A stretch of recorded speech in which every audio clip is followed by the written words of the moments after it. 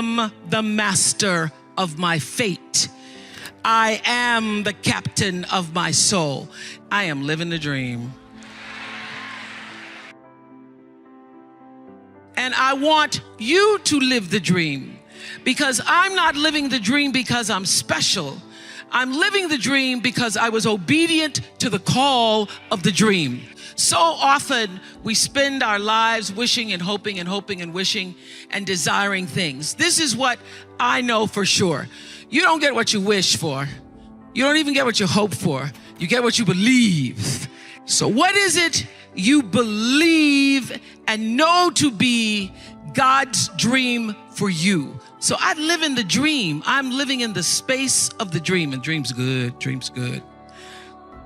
The dream is greater than anything that I could have imagined. I am responsible for the choices that I make in my life. I am responsible.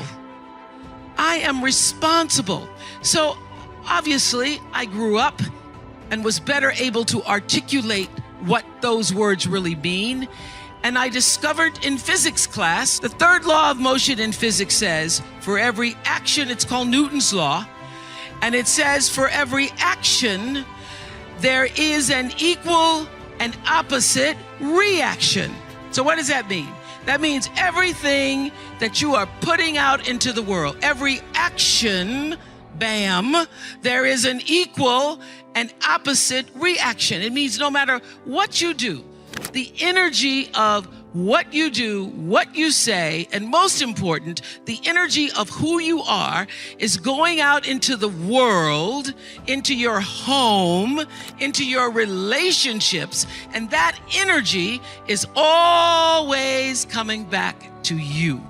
You are responsible for the energy that you are pulling out into the world, because that very energy, bam, is coming right back to you every single time, whether you believe it or not, because it is law.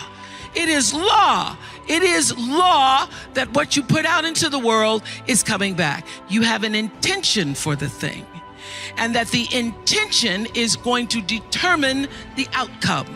In this Twitter tweet, mean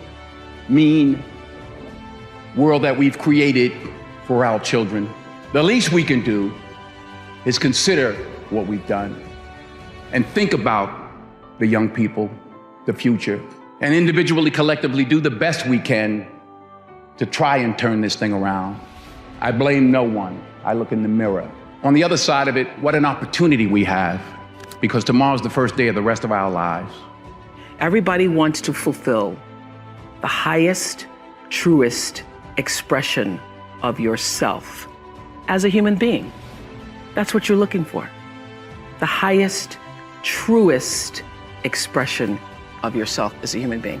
And because I understand that if you're working in a bakery and that's where you want to be, and that may be what you've always wanted to do, is to bake pies for people or bake cakes for people or to offer your gift, then that's for you. And there's no difference between you and me, except that's your platform. That's your show every day.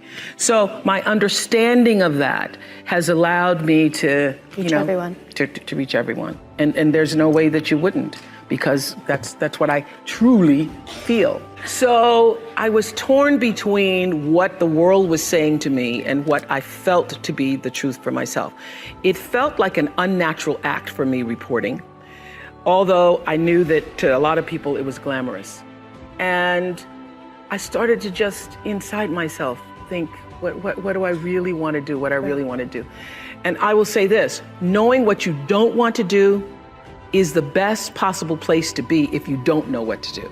Because knowing what you don't want to do leads you to figure out what is it you really do want to do. Overcoming failure, or even life in general through this whole process, is an inner journey.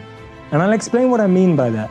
One of our biggest challenges with failures is that we start worrying about others' approval and validation. That we're worried about breaking the mold because of what people would say. We're worried about taking a risk because we don't know how someone's going to react. I said, what's the most difficult thing you've ever overcome in life? Through my head ran sports injuries, ran health challenges, ran emotional challenges. All these different thoughts ran through my head. And the answer came to me, and I said to myself, it's not even something I've overcome, but I felt it was the right thing to share.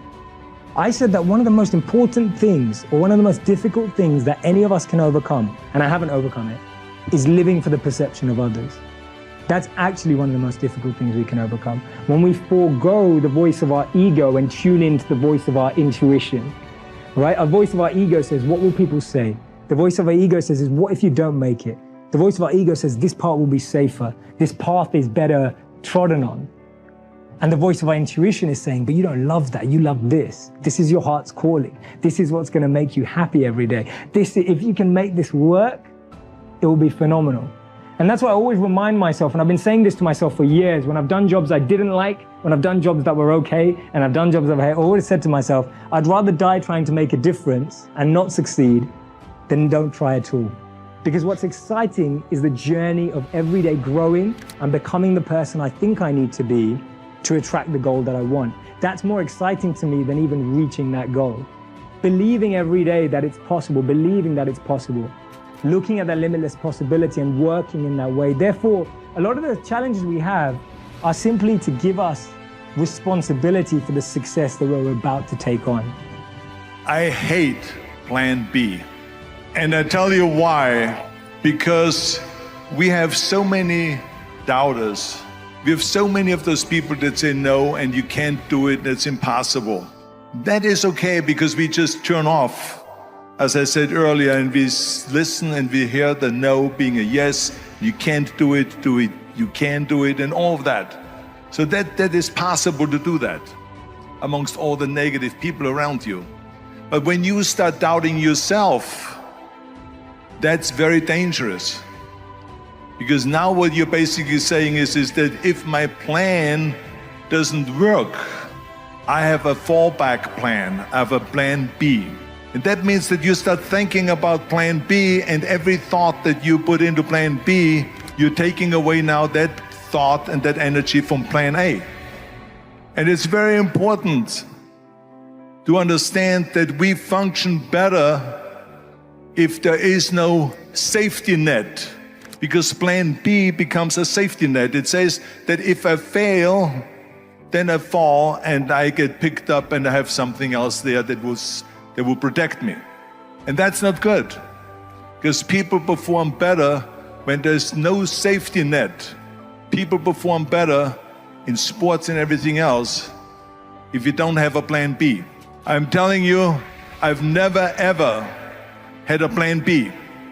I made a full commitment that I'm gonna go and be a bodybuilding champion. I made a full commitment that I'm gonna be in America. I made a full commitment that I'm gonna get in the show business and I'm going to be a leading man. No matter what it takes, I will do the work. I will do the work over and over and over until I get it. So to me, it is very dangerous to have a plan B because you're cutting yourself off from the chance of really succeeding. And the reason, one of the main reasons why people want to have a plan B is because they are worried about failing. What is if I fail, then I don't have anything else?